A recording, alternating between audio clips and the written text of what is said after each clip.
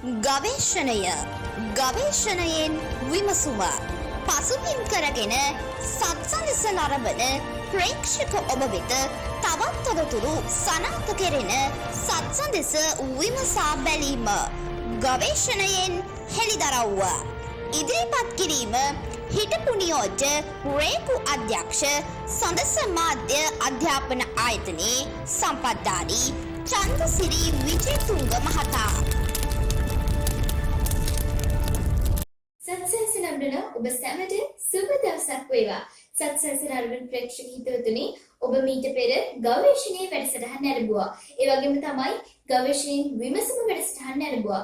ඉතින් අපි ඔබට ගවේෂණයෙන් හෙළිදරව් පළමු වැඩසටහන ගියවර ඉදිරිපත් කළා. ඉතින් අපි ගියවර ඉදිරිපත් කළේ කොරෝනා වසංගතය හමුවේ ඕස්ට්‍රේලියාවේ වගේ මහ ජනතාවගේ මානසික මට්ටම ඉහළ නංවන්න එරට මාධ්‍ය ක්‍රියා කරන ආකාරය ගැන. ඉතින් ඒ වගේම ප්‍රේක්ෂක හිතවතුනි, එවැනිම කාලීන මාතෘකාවක් පිළිබඳ තමයි අද අපි ඔබට මේ ගවේෂණයෙන් හෙළිදරව් දෙවන වැඩසටහනින් ඉදිරිපත් කරන්නේ. එහෙනම් මේ ආරම්භ වන්නේ ගවේෂණයෙන් හෙළිදරව් දෙවන වැඩසටහනයි.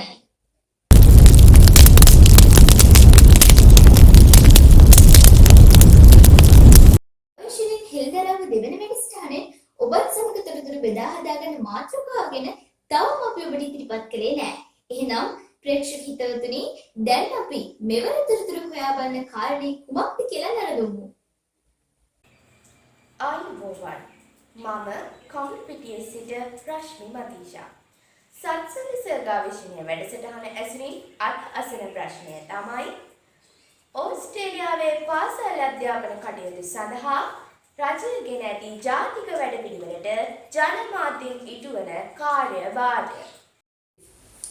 ඉතින් අද තොරතුරු විමසා බලන්න, ඒ වගේම එයට අදාළව හෙළිදරව් කරන තොරතුරු ඔබ අප සියලු දෙනාටම ඉතාමත්ම වැදගත් වෙනවා. ඒකට හේතුව තමයි රටක සංවර්ධනයට ප්‍රධාන වශයෙන්ම බලපාන්නේ ඒ රටේ තියෙන අධ්‍යාපනය. ඉතින් ඒ රටේ තියෙන අධ්‍යාපනය හොඳින් පෝෂණය වෙලා තියෙනවා නම් ඒ රටේ සංවර්ධනයේ ඉහළ තැනකටපත් වෙනවා. ඒ තත්ත්වය ළඟා කර ගැනීමේදී රටක සිව්වන ආණ්ඩුව විදියට හඳුන්වන ජනමාධ්‍යයටත් විශාල කාර්යභාරයක් තියෙනවා. ඉතින් අපි දැන් ගවේෂණයේ හෙළිදරව් වැඩසටහන ඉදිරිපත් කරන අපගේ සම්පත්ධාරී චන්ද්‍රසිරි විජේතුංග මහතා ඉදිරිපත් කරන ඒට අදාළ විස්තරය සහ වීඩියෝ පටය නරඹමු. ආයිබෝන් සියලු දෙනාටම සත්සන්දස ගවේෂණයෙන් හෙළිදරව් වැඩසටහනට සහභාගී වන සියලුම දූ දරුවන්, දෙමාපියන් ඇතුළු සියලු දෙනාටමත් සත්සන්දස ටීවී සමන් විමලනාථ මහතා ප්‍රධාන සියලුම කාර්ය මණ්ඩලයට සුබ දිනයක් ප්‍රාර්ථනා කරමි. අද අපේ වැඩසටහනේ ප්‍රශ්නය යොමු කරලා තියෙන්නේ කඹුරුපිටියෙන් රශ්මි මත්ෂා දුව. දැන් ඒ දුවගේ ඒ ප්‍රශ්නේ අපි කෙටියෙන් බැලුවොත් සඳහන් වෙන්නේ ඕස්ට්‍රේලියානු රජයේ ජාතික අධ්‍යාපන වැඩපිළිවෙලට ජනමාධ්‍ය මගින් ඉටුවන කාර්යභාරය කියන එක. අපි දුවගේ ගවේෂණයෙන් විමසුම යටතේ ඒ නගරානන්ද ප්‍රශ්නයට මා කරුණු ඉදිරිපත් කරා. ඒක ප්‍රධාන කාරණා 5ක් යටතේ තමයි මම කරුණු ඉදිරිපත් කරේ. ඒ පහ නම් එකක් මේ ටීවී channel වල හැම channel එකේම education අධ්‍යාපන කොටස කියලා එකක් තියෙනවා කියලා කිව්වා. මම මේ ඒක මුලින්ම ඒකට වීඩියෝ එකක් ගන්න අමාරුයි. මොකද ටීවී එකෙන් යන ප්‍රෝග්‍රෑම් නිසා මම ඒකේ අර මේ වැඩසටහන් පිටුව මේ එක පිටුවක් මම ප්‍රදර්ශනය කරනවා මේ සමග. දැන් ඔයාලට බලන්න පුළුවන් සියලු දෙනාටම ඒකේ මේ කුඩා ළමයි කිඩ්ස්ලාගේ ABC kids කියන ප්‍රෝග්‍රෑම් එක විතරයි මම කොහොම ගොඩක් දවස පුරාම තියෙන මේකක් හන්ද මෙතන වෙලා මදි පෙන්නන්න. මම ඒ ළමා වැඩසටහන් Tamanට ඕන එකක් තෝරගන්න පුළුවන්. ඒකේ බලන්න ඒකේ කීපයක්ම තියෙනවා. එතකොට මේකේ තේරුම ඇත්තටම මේ අපේ මුල්ම මාතෘකාව මේ කොවිඩ් හමුවේ කොහොමද කියන එක තමයි අපි සාකච්ඡා කරේ. එතකොට මේ නැතත් ඕනම දිනයක මේ ඕස්ට්‍රේලියාවේ මාධ්‍ය අධ්‍යාපනය වෙනුවෙන් වෙනම කොටසක් වෙන් කළා තියෙනවා. ඉතින් ඒක පැහැදිලි කරන තමයි ඒ වීඩියෝ ක්ලිප් එකක් අතර මේක මේ ස්ක්‍රීන්ෂොට් එකක් තමයි අරන් තියෙන්නේ. දැන් දූල පුතාලා ඒක නරඹන්න පුළුවන්.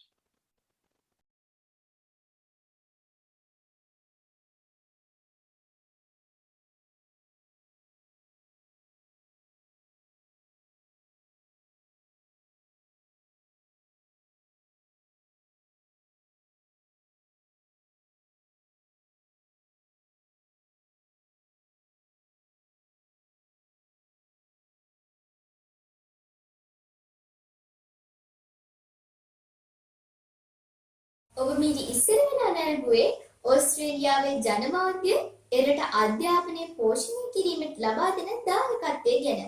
ඒ වගේම තමයි ගවේෂණීය විමසුම් වැඩසටහනේ අපි ඔබට පැහැදිලි කරා ඒ රටේ විවිධ ජනවර්ග ජීවත් වෙන බව. ඉතින් ඒ රටේ විවිධ සංස්කෘති බොහොමයක් තියෙන රටක්. ඉතින් මේ වගේ පසුබිමක් තියෙන ඕස්ට්‍රේලියාවේ මුල්ම ජනවර්ගයාට ලැබෙන්නේ විශේෂ තැනක්.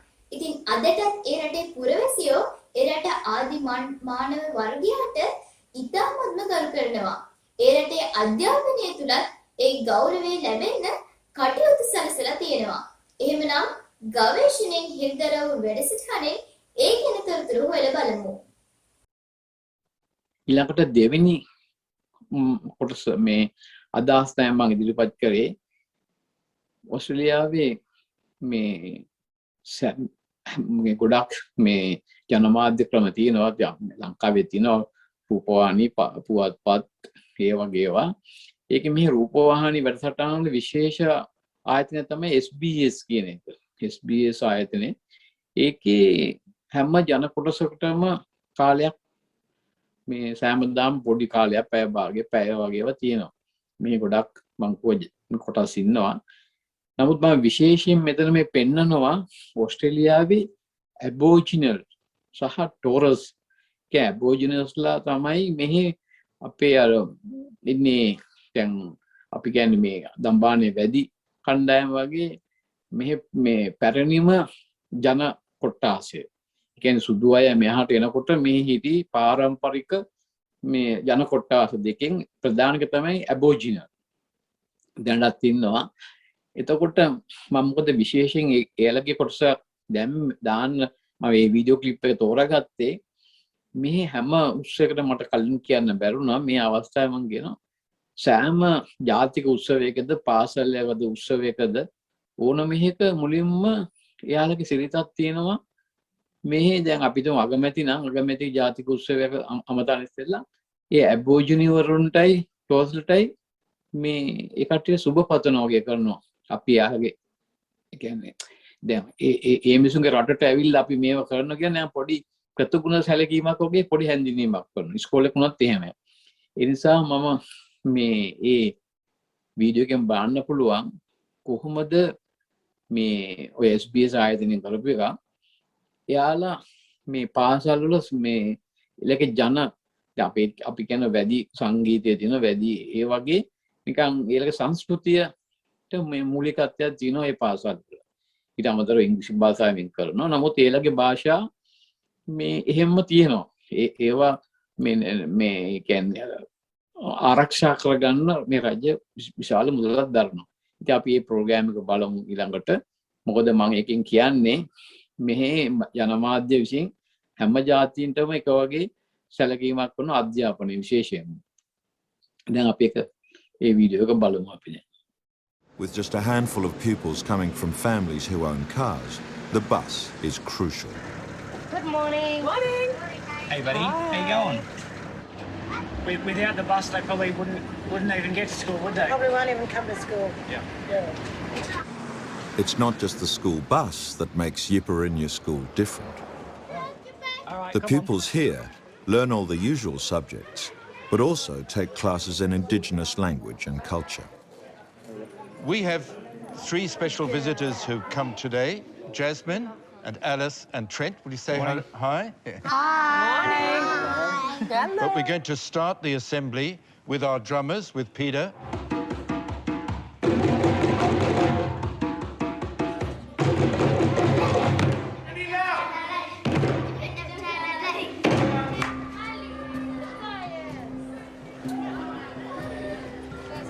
As the children head off to class, Jasmine and the others have their own lesson to attend with the school principal. The map shows you all the Aboriginal languages originally in Australia. Wow. They say today, perhaps it's about 25 where they're being actively spoken all the time. In the 60s and 70s, we couldn't even speak Aranda in the playground at recess time. No. The teacher on duty would say, stop jabbering away or something, you know. In the Aranda area, there's central, eastern, western and southern. For Jasmine, the sheer number of Indigenous languages is too much to take in. I'm overwhelmed with how many are there. This is crazy. But the sad part is that so many of them have died out. Yeah. They haven't got their speakers and they're trying to revive them. Of the 20 or so Aboriginal languages still widely spoken in Australia, Yiparinja School teaches 4 of them. When you hear the bell, please turn the page. You'll go first, so let's see. And as Jasmine soon discovers, they're not easy to master. Okay, well, we have this one. What is the older show. What is it? Aknyum. Yeah? Aknyum. Akyum. Yeah. Oh, wow. All right, let's go this one here then.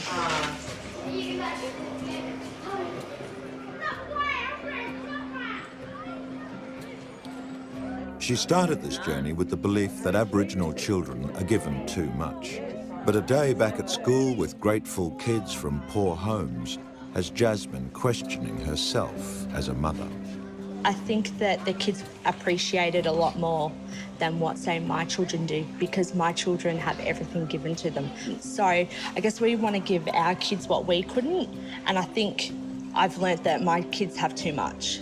So when I go home, stuff's going to be taken away so they can appreciate it more. From what I see every day, the bad choices that are made are not made with malice. They're made because there is nothing else to do and no one to help them. ඒ වගේම තමයි ප්‍රේක්ෂක හිතවතුනි මීට පෙර ඔබ නැරඹුවේ එරට ආදිමානව වර්ගයාට අධ්‍යාපනය තුළ දක්වන ගෞරවය ගැන. ඉතින් ඒ කාරණේ වගේම තමයි ඕස්ට්‍රේලියාවේ අධ්‍යාපනයේ ගුණාත්මකභාවය රැකගැනීම සඳහා එරට රජය විශාල කැපකිරීමක් සිදු කරනවා. ඉතින් මේ අවස්ථාවේදී විශේෂයෙන්ම කොරෝනා වසංගතය හමුවේ ලෝකයේ බොහෝ රටවල් අධ්‍යාපන කටයුතු සිදු කරන්නේ Zoom තාක්ෂණය ඔස්සේ. ඉතින් Zoom තාක්ෂණය ඔස්සේ ඕස්ට්‍රේලියාවේ අධ්‍යාපනය ඉතාමත්ම යහපත් දේවල් ලබාගෙන තිබෙනවා. ඒ වගේම එරට අධ්‍යාපන ශාස්ත්‍රය තුළ සිටින බලධාරීන් විශේෂයෙන්ම Zoom තාක්ෂණය භාවිත කිරීමේදී දරුවන්ට ඇතිවන අයහපත් දේවල් පිළිබඳ ජනමාධ්‍ය පසුගිය දිනවල සමීක්ෂණයක් සිදු කරලා තියෙනවා. අපි මීළඟට ඔබට ගෙන එන්නේ ඒ ගැන තොරතුරු. ඊළඟට මගේ තුන්වෙනි කාරණාව තමයි මම කොහොම Zoom මගින් මෙහි මේ කියන්නේ ලොක්ඩවුන් දවස්වල Zoom මගින් අධ්‍යාපනයට හානියක් නොවන විදියට මේකට උපරිම මේ උත්සාහ ගත්තා. එතකොට දැන් මම ඔතන වීඩියෝ ක්ලිප් දෙකක් තියෙනවා. මේ ඒකට පොඩි වීඩියෝ ක්ලිප් දෙකක්ම දාලා තිනවා. හේතුව මේ දෙකක් දාන තියෙන දෙකේ එක වගේ අදහස් තමයි තියෙන්නේ. මොකද මේ කට්ටියගේ දැන් මට Zoom ප්‍රෝග්‍රෑම් එකක් පෙන්වන්න බෑ මම උත්සාහ කරා. මොකද ඒ දැන් අපි ඉස්කෝලේ පාඩමකට යනවා නම් ඒ ළමයින්ට තමයි පාස්වර්ඩ් එක දීලා තියෙන්නේ. එතකොට ඒකට මට යන්න බෑ. මම ඉතින් මේ එහෙම යන ළමයෙකුයි ගෙදරට හරි යන්න මේ දවස්වල මේ ලොක්ඩවුන් එක හන්ද යන්න බෑ. කිසිම නෑදගේකටවත් යන්න තහනම්. මේ යන්න පුළුවන් බෙහෙත් ගන්න යන්න පුළුවන් කඩේට යන්න පුළුවන්. මොකද ලංකාවේ වගේ නෙවෙයි මේ බොරු කියන්න අමාරුයි මම කන්නොත් කිව්වා. පොලිසියට පුළුවන් අපේ වාහනේ කොහෙන්ද ආවේ කියලා හොයන්න. ඒක මේ GPS එක හරහා බලනවා මේ වාහනේ කොහෙන්ද පිටත් වුනේ කියලා. ඒ නිසා කවුරුවත් එහෙම යන්නේ නැහැ. මෙහෙ බොරුවක් කියලා යන හරි අමාරුයි. ඉතින් ඒ නිසා මේ මම මට පාඩමක් පෙන්වන්න බෑ. නමුත් මෙතන මම ওই වීඩියෝ එක දාලා තියෙන්නේ මේ කට්ටිය මේ ජනමාධ්‍යයෙන් මේ ප්‍රසිද්ධ කළ මේ Zoom තාක්ෂණය ඔස්සේ අධ්‍යාපනය කිරීම නිසා ඒකට මේ පොඩි සංගණනයක් වගේ සංගණනනේ මේ සමීක්ෂණයක් කරලා තියෙනවා. ඕස්ට්‍රේලියාවේ මේ කියන අධ්‍යාපනයට පොඩි කියන අධ්‍යාපන ක්‍රමවේදයේ ප්‍රතිපත්තියට පොඩි හානියක් වෙලා වගේ. මොකද ළමයින්ගේ මනස මේවත් එක බලනකොට මොකද මේ හේතු 140ක විතර පහත වැටීමක් වෙලා තියෙනවා. මොකද ෆේස් ටු ෆේස් කියන්නේ පාසලේ ගිහලා මූණට මූණ උගන්වනවා වගේ නෙවි කියන එක තමයි එයාලා එක වීඩියෝ ක්ලිප් එකකින් කරන්නේ. ඒක බැලුවම තේරෙයි ළමයි පොඩි පොඩි කමෙන්ට්ස් දෙනවා දෙමව්පියෝ කියනවා මෙහෙමයි. නමුත් අර වෙන විකල්පයක් නැති නිසා මේ මොකද මේ වසංගතයේ තියෙන භයානකම නිසා. හැබැයි මෙහි තව කාරණා තමයි Zoom කරේ මේ පාසල් වැහුවේ බොහොම සුළු කාලයයි. පුළුවන් තරම් උපරිම මේ කට්ටිය පවත්වන්න බැලුවා. අර රෝගයේ වැඩියෙන් පැතිරුණා නම් තමයි ඒ කට්ටිය වහන්නේ. නැත්තම් ඒ කට්ටිය පාසල් ළමයින්ට කරා. නමුත් අපි දැන් ඔය Zoom එක දැනටත් කරනවා. මොකද මෙහි කිසිම විභාගයක් කල් දාන්න අරමුණක් නැහැ. ඒව කරනවා. ඉතින් ඒකේ තිබිච්ච අර ප්‍රතිඵල ගැන තමයි මම දාලා තියෙන්නේ. මොකද අර වගේ ක්ලිප් එකක් මට ඒකට අපිට ඇක්සස් නැහැ. ඇක්සස් නැතුව යන්න බෑ. මේ පාසල් වල ළමයින්ට පමණයි ඒව දීලා තියෙන්නේ. දැන් අපි ඒ වීඩියෝ ක්ලිප් දෙකම ඇති. ඒ දෙක අපි පොඩ්ඩක් නරඹමු. මේ දූල පුතාලට විශේෂයෙන් අපේ මේ කඹුරු පිටියේ දුවට මේ අදහසක් හදාගන්න පුළුවන් Zoom වල මේ தත්ත්වය මොකක්ද කියලා. කියන්නේ අධ්‍යාපනයට වෙන හානියක් නෙවෙයි, ඒකේ ගුණාත්මක භාවය පහත පැටින්මත් තමයි සාකච්ඡා වෙන්නේ. School is officially back, but not quite as we've ever known it. Today, 87% of public school students continued their learning online from home as teachers ease towards bringing everyone face to face. Day one of term 2 brought the normal humdrum of the school drop-off and the most abnormal of times. I'm just looking forward to seeing my teachers. Home's just boring. But the eerily empty classrooms and playgrounds a reminder this was no ordinary return. A little bit emotional, a little bit of relief as well. We're confident that this school's a safe place to be. At Linfield East Public, of 640 students, today there were around 30. Remember to wash our hands every opportunity for 20 seconds. At the end of last term, just 10. We're still in phase 0, which is we're supporting the children of the parents that are unable to support them at home. It's all part of a staggered return leading up to May 11, which will see public school students through the gates one day a week. I would like to think that the stage approach will allow us to better withstand any extra cases we get in the community. And while public schools ease back into face-to-face teaching,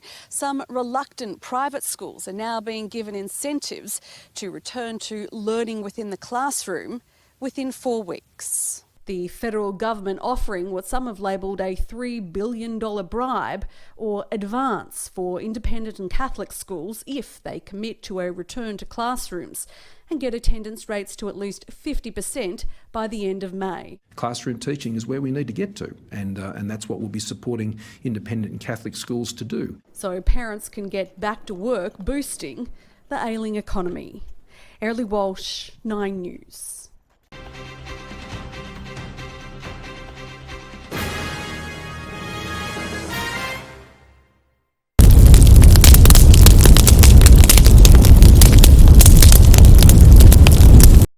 මීට පෙර ඔබ දැනුවේ එරට අධ්‍යාපනයට යම් අයහපතක් සිදුවනවාද කියන කාරණය පිළිබඳව.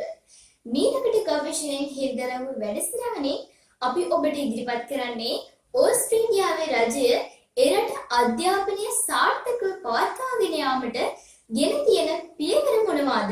ඒ වගේම ඒ තත්ත්වය ළඟා කර ගැනීමට එරට රජයෙන් මොනතරම් ප්‍රතිපාදන වෙන් කරලා තියෙනවද කියන කාරණය පිළිබඳව. මේ ඒ පිළිබඳ සත්සනස ගවේෂණයෙන් කෙරෙන හෙළිදරව්වයි. Australia is spending more on education but is slipping behind in world standards. That's the finding of a study released today. It says Australian high school students are now 2 to 3 years behind in maths compared to their peers in parts of Asia. Ursula Malone has the story. The results for students at this Sydney private school have been steadily improving. Teachers are subject to ongoing review and mentoring to improve their performance in the classroom. The heart of any school are the teachers. And for too long we've taken the view, a teacher qualified at university, they were done forever.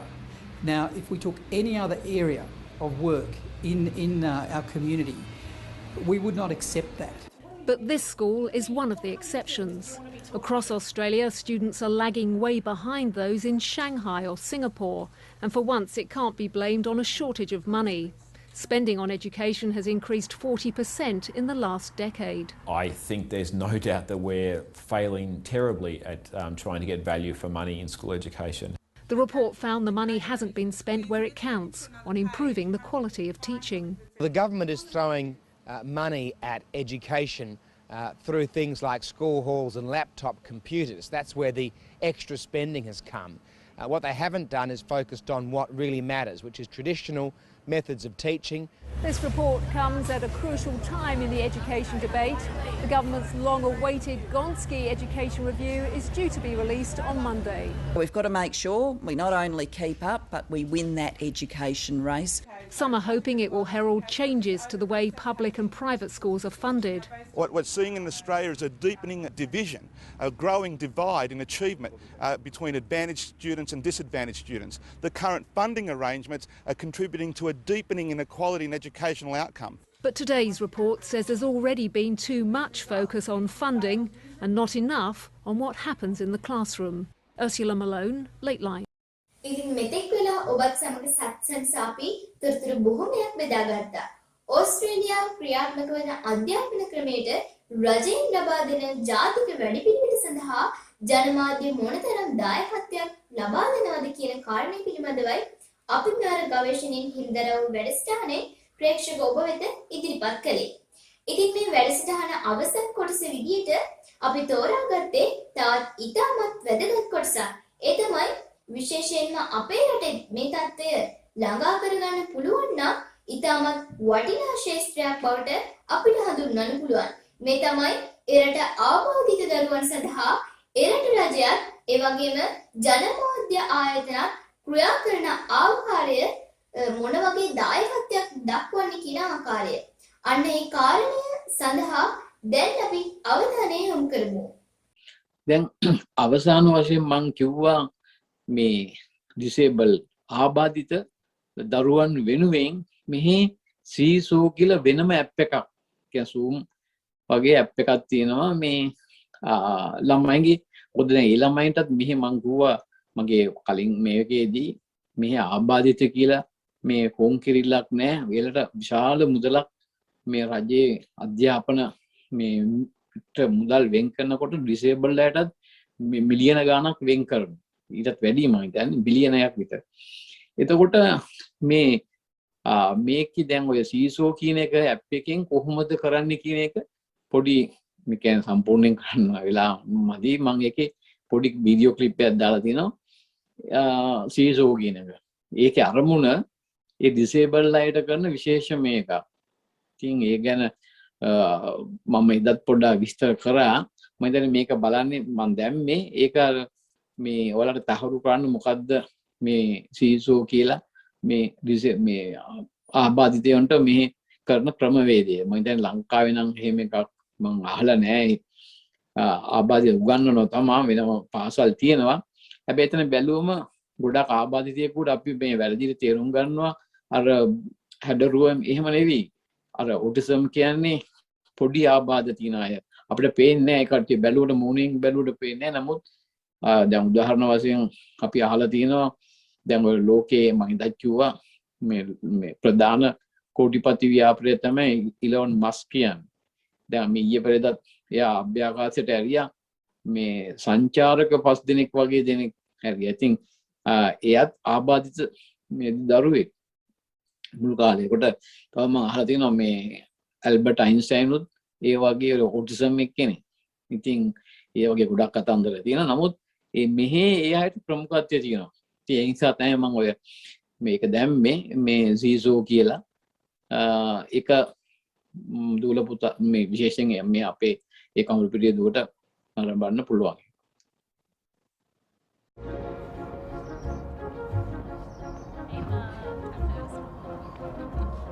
I love when that light bulb, that aha moment happens. When they've been working really hard and all of a sudden that light bulb goes off and they just, that click of, oh, I get it now.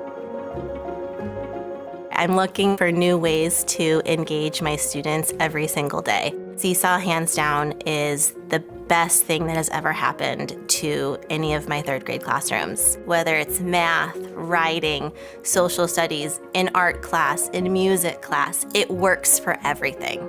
There's so many different ways that a student can create. They can take pictures, they can do drawing, they can record, and then have to go a step further and explain their thinking in a way that really cements the learning. Seesaw helps me because it gives me that immediate feedback of how the kids are doing. It helps me find those misconceptions in their lesson and then the following day to reteach those concepts that were missed. The Seesaw Activity Library is a go-to almost every single day. I love that I can get so many different ideas for activities that I could use right there in one spot. Students love Seesaw. They get very proud of their portfolio and they like to share it with other people. I saw that. I was at work at a meeting and my little notification popped up. I use the Seesaw Family app both at home and at work. It really helps me give an insight of what Ava is doing, not only in class, but also the way that she's thinking and her process, and I think that's priceless. I love how Seesaw really allows me to get to know my students on a deeper level. They don't always want to stand up or raise their hand to talk in class, but I feel like Seesaw really allows them to open up and shine.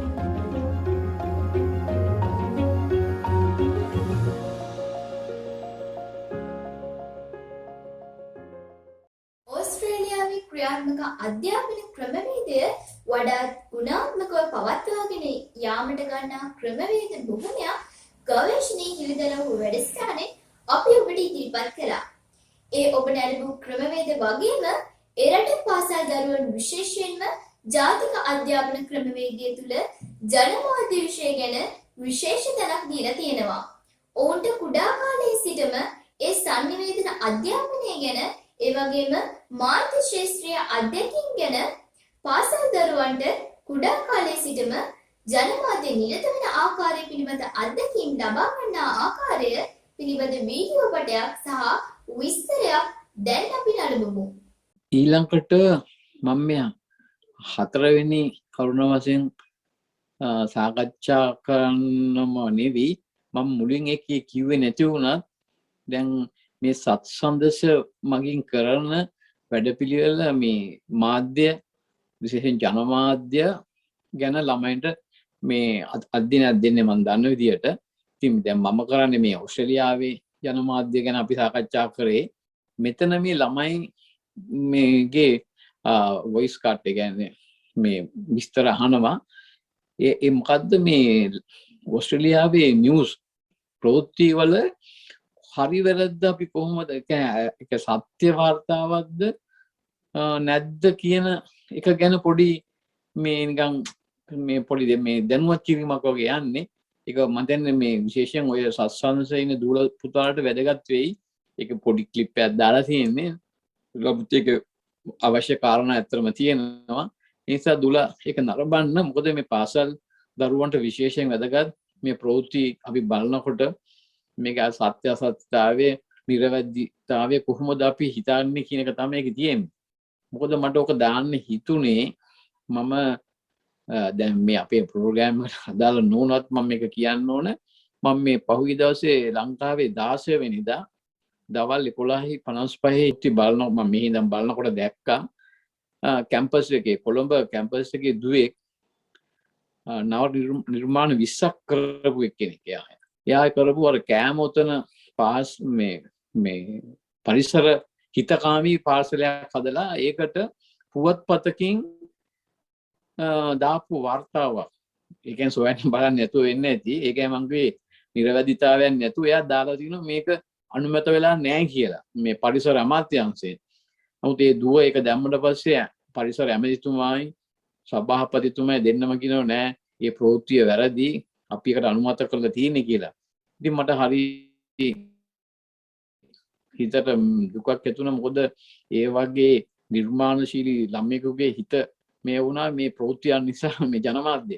ඉතින් මම ඒකයි දැන් දුල පුතාලට වැදගත් වෙයි. ඉතින් මෙහි ළමයි අන්න ඒ කියන්නේ ප්‍රවෘත්තිය කොහොමද හරිද වැරදිද කියලා තේරුම් ගන්න ඒ සාකච්ඡාව මම දැන් මම මේක හන්දා. ඒ නිසා මම දැන් මේ සත්සංශ ඒ අරමුණටම ගැලපෙන මේ පොඩි ප්‍රෝග්‍රෑම් එකක් මම ඒ නිසා ඒක ප්‍රදර්ශනය කරන්න දැන්. Why is there so much fake news out there? Why isn't it all reliable sources put out in good faith? Why is there incorrect information on the internet? How do I know that what I'm reading, whether it be online or on television, is real and what they're telling me is actually the truth and not like twisted for their own point of view?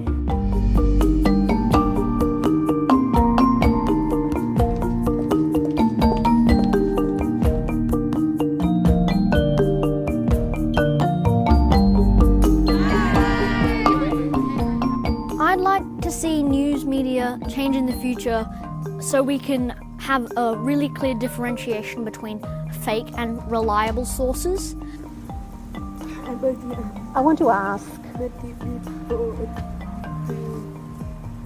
whether there will be more diverse people from diverse backgrounds reporting in the media, people with disabilities, for example, and other people with different backgrounds that will have the opportunity to come together and report the news.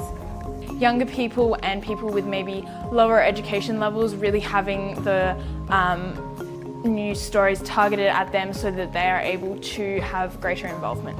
I would just like the news to be more engaging for the young Australians, because even though that the information is critical, it can be quite boring.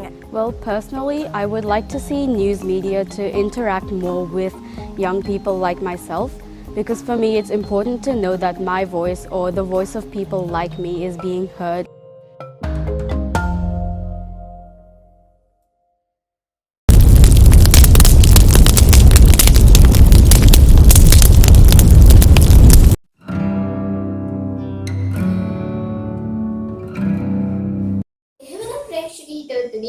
ගවේෂණයෙන් හිල්දරව් දෙවන වැඩසටහනේ පළමු කොටස නිමාවට පත් වෙනවා. ඉතින් ඔබ දන්නවා හිල්දරව් වැඩසටහන තුළ ප්‍රේක්ෂක ප්‍රතිචාරය විමසා බැලීමක් සිදු කරනවා. එහෙමනම් අද ඔබ වෙත තොරතුරු ගෙනා ඒ මාතෘකාවට අදාළව ප්‍රේක්ෂක ප්‍රතිචාරය විමසා බලන්නේ සත්සංසාපේ රශ්මි මතීෂා. ආයුබෝවන්. මම රශ්මි මතීෂා. සත්සංස ගවේෂණයේ හෙළිදරව් වැඩසටහන සමගින්. ඉතින් අපි පහුගිය දිනවල දුටුවා සත්සංස ගවේෂණය සහ සත්සංස ගවේෂණයේ විමසුම වැඩසටහන. ඉතින් අපි අද සම්බන්ධ වන්නේ මේ සත්සංස ගවේෂණය සහ සත්සංස විමසුම වැඩසටහන නැරඹූ ප්‍රේක්ෂකයන්ගේ අදහස් පිළිබඳවයි. ඉතින් අපි බලමු පළමුවෙන්ම තියකොඩ ජාතික පාසලේ හිටපු ප්‍රධාන ශිෂ්‍ය නායක අවිෂ්ක ප්‍රගීත් සොයිරාගේ අදහස්. පත් වෙන්න බෑ. මොකද අපි ඕස්ට්‍රේලියාව වගේ රටක් ගත්තොත් ඒ රටේ විවිධාකාර වූ වැඩසටහන් ක්‍රියාත්මක කරන මේ පාසල් ශිෂ්‍යයන් වෙනුවෙන්. ඒ වගේම තමයි අද වර්තමාන වෙනකොට මේ මාර්ගගත අධ්‍යාපන ක්‍රමයට සිසුන් යොමු වෙලා තියෙන නිසා විශාල ප්‍රමාණයේ මුදල් ප්‍රමාණයකුත් ඒ වෙනුවෙන් වැය වෙනවා. ඉතින් ආර්ථික මට්ටම සවිමත් නොමැති පාසල් ශිෂ්‍යයන් එවැනි මාර්ගතාකාරයේ අධ්‍යාපන ක්‍රම වලින් බැහැර වෙලා තියෙනවා. ඒ නිසාම විවිධාකාර වූ දුෂ්කරතාවලට පත් වෙලා තියෙනවා පාසල් ශිෂ්‍යයන්. ඒක නිසා අපේ රටේ පවතින මාධ්‍ය ආයතන මුදල් වැනි කිරීමකින් තොරවනේ විකාශනය නිකුත් කරන්නේ. මම කියන්නේ රූපවාහිනිය වෙන්න පුළුවන්, ගුවන්විදුලි වෙන්න පුළුවන්. ඉතින් මේ ආර්ථික මට්ටම නිසා අධ්‍යාපන ලැබීම අපහසුකමක් තියෙන ශිෂ්‍යයන් වෙනුවෙන් යම්කිසි වැඩසටහනක් හෝ දෙකක් මම කියන ඕස්ට්‍රේලියාව වගේ වැඩසටහනක් දෙකක් ශ්‍රී ලංකාවේ මාධ්‍ය ආයතන තුල විකාශනය කරන්න පුළුවන් නම් ඒක ගොඩාක්ම පිටුවහලක් වෙමි ආර්ථික දුෂ්කරතා නිසා බැටකන ශිෂ්‍යයන්ට තමාගේ අධ්‍යාපන කටයුතු දියුණු කරගන්න. ඉතින් මම ආයෙත් කියන්නේ ඕස්ට්‍රේලියාව වගේ රටවලින් අපේ මාධ්‍ය ආයතන යම්කිසි උදාහරණයක් අරගෙන එවැනි අධ්‍යාපනික වැඩසටහන් කිහිපයක් මේ කොවිඩ් සමය තුළ අපිට විකාශනය කරොත් ඒ ගොඩාක්ම වටිනවා කියලා. කොළඹ මහානාම විද්‍යාලයේ උගන්වනු ලබන ආමින සඳරුවන් ගුරුතුමාගේ අදහස්වලට මීළඟට ඇහුම්කම් දෙමු අපි. ලංකාවේ අධ්‍යාපන ප්‍රතිපත්තියක් නැතිවමයි කියන අපිට කියන්න බෑ. මොකද අපි දන්නවා ජාතික අධ්‍යාපන කමිෂන් සභාව තුළ ලංකාවේ අධ්‍යාපනය යා යුතු තැන සම්බන්ධව විශාල අධ්‍යයන ප්‍රමාණයක් කරනවා. ඒතර ඒක නැතුවම නෙමෙයි. නමුත් ප්‍රශ්නේ තියෙන්නේ අධ්‍යාපනයේ ගුණාත්මකභාවය වැඩි දියුණු කිරීම සඳහා වෙච්ච ප්‍රතිපත්තිමය රටාව ක්‍රියාත්මක තලයේ තියෙනවද නැද්ද කියන එක සම්බන්ධයෙන්. ඒතර අපි හිතුවොත් එහෙම දියුණු රටවල් වල අධ්‍යාපනය දියුණුවේ කියන රටවල් වල අධ්‍යාපනය කියන්නේ ඒ රටේ අනාගතය සම්බන්ධයෙන් වෙච්ච ගුණාත්මකම යෙදවීම කියලා උන් හිතනවා. එහෙම හිතන තැනකට අපිට එන්න පුළුවන් නම් අපි හිතනවා මෙරට අධ්‍යාපනයත් ඒ කියන තැන් වලට ගෙනියන්න පුළුවන් කියලා. දැන් මගෙන් අහන්නේ යෝජනා කීපයක් සම්බන්ධයෙන්නේ. ඒතකොට එහෙම හිතුවොත් එහෙනම් මගේ පළවෙනි යෝජනාව වෙන්නේ මේ අද තියෙන මේ තරංකාරී විභාග ඉලක්ක කරපු අධ්‍යාපන රටාව වෙනුවට දැනුම ඉලක්ක කරපු දැනුම හොයාගැනීම ඉලක්ක කරපු අධ්‍යාපන රටාවක් ගොඩනගන්න ඕනේ. ඒ සඳහා අපි හිතනවා විෂය නිර්දේශය, පාසල් වටපිටාව, ගුරු රැය ගුණාත්මකභාවය මේ සියලු කාරණා සම්බන්ධව ආර්ථික දෘෂ්ටි කෝණයෙන් හිතන්නේ නැතුව අධ්‍යාපන මනෝවිද්‍යාව සම්බන්ධ දෘෂ්ටි කෝණයෙන් හිතලා ඒ සම්බන්ධ තීන්දුව ගන්න ඕනේ. ඒ තීන්දුව ගනිද්දී අපි දන්නවා රටේ අධ්‍යාපන සම්බන්ධ තීන්දුව ගන්න ගොඩාක් වෙලාවට නිලධාරීන් මැදිහත් වෙච්ච ක්‍රියාවලියක්. නමුත් ඒ වෙනකොට අපි හිතනවා අධ්‍යාපන පිළිබඳ ප්‍රාමාණික වියතුන්, ඒ වගේම ගුරුවරුන්, ඒ වගේම දෙමාපියන් මූලික වෙච්ච ක්‍රියාවලියක් ඇතුළේ තමයි මේ විෂය නිර්දේශ සම්බන්ධයෙන් හරි මේ අධ්‍යාපන සම්බන්ධයෙන් තීන්දුව ගන්න ඕනේ. දෙවන ක්‍රියාවලිය වෙන්න ඕනේ අපි හිතන්නේ වැදගත්ම ක්‍රියාවලියක්. මේ රටේ සෑම දරුවෙකුටම සමාන අධ්‍යාපන අවකාශයක් හිමි වෙන්න ඕනේ. ඒක හැමෝටම සමානව හිමි වෙන්නේ නැහැ අද දවසේ. අපි හිතන අඩුම තරමේ මේකේ පටන් ගන්නක් විදියට හොඳ සමාන පන්ති කාමරයක්. ඒතර අපිට පටන් ගන්න පුළුවන් ප්‍රාථමික පන්ති කාමරයෙන්. ප්‍රාථමික පන්ති කාමරවල දරුවන්ට මේ රටේ සෑම දරුවෙකුටම සමාන පන්ති කාමරයක්, සමාන පහසුකම් සහිත සමාන ගුරුවරු සහිත පන්ති කාමරයක් නිර්මාණය කරන්න පුළුවන්. ඒක චක්‍රලයක ගහලා නෙමෙයි. ඒක ක්‍රියාත්මක තලයේ වැඩපිළිවෙලකින් හදන්න පුළුවන් නම් අපි හිතනවා ඒක තමයි පළවෙනිම ක්‍රියාමාර්ගය මේ රටේ ගෙනියන්න පුළුවන් හොඳම තැන විදියට. ඊට පස්සේ අපි හිතනවා මේ සියලු දේවල් ඇතුලේ අපි දන්නවා මේ ලෝකේ තියෙන මගේ තුන්වෙනි යෝජනාව වෙන්නේ මෙතන හොඳ ගුරුවරයෙක්, ගුණාත්මක ගුරුවරයෙකු නිර්මාණය කිරීම. ඒතර අපි දන්නවා අධ්‍යාපන වේදයේ සම්බන්ධව වියතුන් ඉදිරිපත් කරලා තියෙන මතයක් තමයි රටක අධ්‍යාපනයේ ගුණාත්මකභාවය, ගුරුවරයාගේ ගුණාත්මකභාවය ඉක්මවන්න ඕයයි කියලා. ඒ නිසා හොඳ ගුරුවරයෙක් නිර්මාණය කිරීම සඳහා විශාල මැදිහත් වීමක් කරන්න වෙනවා. ඒතර ඒකෙදි ආර්ථිකමය වශයෙන් සමාජීය වශයෙන් මැදිහත් වීමක් තියෙන, එහෙම නැත්නම් ඒක දැන් තෘප්තියක් තියෙන ගුරුවරයෙකු නිර්මාණය කිරීම සඳහා ඉතා විශාල වගකීමක් මේ රටේ ජනතාවට, මේ රටේ පාලකින්ට තියෙනවා. ඒතර ඒක හැදුවේ නැත්නම් අපි හිතනවා මේ රටේ අධ්‍යාපනය ගොඩ ගන්න හම්බෙන්නේ නැහැ. මේ කාරණා තුන තමයි මම මූලික යෝජනා විදිහට සලකන්නේ. ඒතර යෝජනා තුනම කරන්න පුළුවන් නම් මූලික වෙන්නේ මේ රටේ පාලක පන්තිය, නැත්නම් මේ රටේ පාලකින් කවුද ඉන්නේ කියන එක නෙමෙයි. මේ රටේ මේ බලධාරීන් අධ්‍යාපනය Tamanගේ මූලිකම වගකීම කියලා හිතුවොත් විතරයි මේක ගෙනියන්න පුළුවන්. ඒ නිසා මගේ යෝජනාවලිය තියෙන්නේ එතන. සත්සන්දස සම්පත්ධාරියෙකු වන ගයන් හේමන්ත මාධ්‍යවේදියාගේ අදහස් මීළඟට අපි බලමු. සත්සන්දස ගවේෂණාත්මක වැඩසටහන තුළින් ඔබට ඕස්ට්‍රේලියාව පිළිබඳ යම් අවබෝධයක් ඇති. ඕස්ට්‍රේලියාව මේ වන විට සංවර්ධිත රාජ්‍යයක්, සංවර්ධිත මහද්වීපයක්. අපට ඉතාමත් මිත්‍රශීලී සහ හිතවත් රටක්.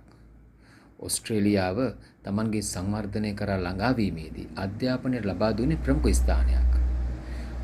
පූර්ව ළමාවිය, ප්‍රාථමික, ද්විතීක හා තෘතීක වශයෙන් ඔවුන්ගේ අධ්‍යාපනය ඔවුන් ගොඩනගලා තිබෙනවා.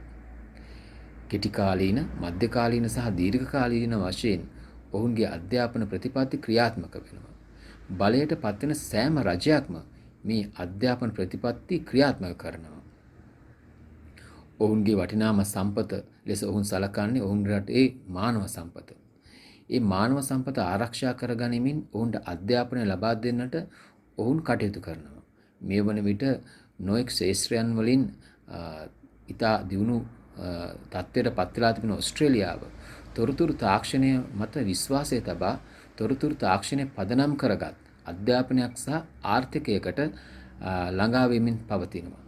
ඉතින් ඔස්ට්‍රේලියාව වගේ දියුණු රටකින් අපට ඉගෙන ගන්න තිබෙන පාඩම තමයි අපිත් අපේ අධ්‍යාපනය වෙනුවෙන් කෙටිකාලීන, මධ්‍යකාලීන සහ දීර්ඝකාලීන ප්‍රතිපත්ති ක්‍රියාත්මක කළ යුතුයි. ඒකම බලයට පත්වෙන සෑම රජයක්ම, බලයට පත්වෙන සෑම දේශපාලන පක්ෂයක්ම තමන්ගේ දේශපාලන අරමුණු වෙනුවට රටේ ගොඩනගලා තිබෙන ජාතික ප්‍රතිපත්ති, ජාතික අරමුණු වෙනුවෙන් කටයුතු කළ යුතුයි. එවන් වූ තත්වයක අපට සංවර්ධනය කරා ළඟා වීම ඉතාමත් පහසු වෙනවා. එහෙමනම් ප්‍රේක්ෂක හිතවතුනි, සත්සදිසින් ඔබ වෙතගෙන ගවේෂණයෙන් හෙළිදරව් වැඩසටහන මෙතනින් නිමාවටපත් වෙනවා. ඉතින් මේ වැඩසටහන නරඹන ඔබට මේ පිළිබඳ යම් ගැටලුවක් තියෙන්න පුළුවන්. එසේනම් ඔබ කළ යුත්තේ 071 55 287 අපගේ WhatsApp අංකයට වීඩියෝවක් මගින් ඔබේ ප්‍රශ්නය යොමු කිරීමයි. මම නැවතත් ඔබට මතක් කරනවා, ඔබට මේ පිළිබඳ දැනගැනීමට යම් කාරණයක්, එහෙම නැත්නම් යම් ගැටලුවක් තියෙනවා නම් ඔබ කළ යුත්තේ 071 55 287 අපගේ WhatsApp අංකයට වීඩියෝවක් මගින් ඔබේ ප්‍රශ්නය යොමු කිරීමයි. ඒ වගේම විශේෂයෙන්ම ඔබට කියන්න ඕන මේ වැඩසටහන ඕස්ට්‍රේලියාවේ සිට අපට ඉදිරිපත් කරන්නේ හිටපු නියෝජ්‍ය රේගු අධ්‍යක්ෂ, ඒ වගේම සදෙස මාධ්‍ය අධ්‍යාපන ආයතනයේ සම්පූර්ණාධිකාරියෙකු විදිහට කටයුතු කරන චන්ද්‍රසිරි විජේතුංග මහතාට එතුමාට අවශ්‍ය තොරතුරු ලබා ගැනීමට උපකාර කළ ඒ සහෝදර හිතවතාටත් අපගේ ස්තුතිය පුද කරනවා. ඒ වගේම මේ වැඩසටහන අධීක්ෂණය කළ මාධ්‍ය පර්යේෂණ සංසදයේ සභාපති සදෙස ප්‍රධාන කර්තෘ සමන් විමලනාත මහතාටත් නිෂ්පාදන කටයුතු කළ සදෙස නියෝජ්‍ය කර්තෘ එරන්දී විජේසිංහ එතුමියටත් ස්තුතිය පුද කරනවා. ඒ වගේම නිෂ්පාදන කටයුතු සඳහා සහාය ලබා දුන් හිරුන් වික්‍රමසිංහ, ජනුපීසක්, නිසල ප්‍රියගගමින, ඒ වගේම උදානි හේවා මද්දුම ඒ අයටත් ස්තුතිය පුද කරන අතරම මේ වැඩසටහන ඔබට ඉදිරිපත් කළ මම යසිනිකා විද්‍යා සමගින් රශ්මි මතීෂා. එhmenan නැවතත් මෙවැනි වැඩසටහනකින් හමු වීමේ බලාපොරොත්තුවේ අදට ඔබෙන් සමුගන්නවා. ඔබ සැමට සුබ දවසක්. ආයුබෝවන්. ගවේෂණයෙන් විමසුම පසුබිම් කරගෙන සත්සන්දස නරඹන ප්‍රේක්ෂක ඔබ වෙත තවත් තොරතුරු සනාථ කෙරෙන සත්සන්දස විමසා බැලීම. ගවේෂණයෙන් හෙළිදරව්ව ඉදිරිපත් කිරීම හිටපු නියෝජ්‍ය රේගු අධ්‍යක්ෂ, සඳස මාධ්‍ය අධ්‍යාපන ආයතනයේ සම්පත්ධාරී චන්ද්‍රසිරි විජේතුංග මහතා.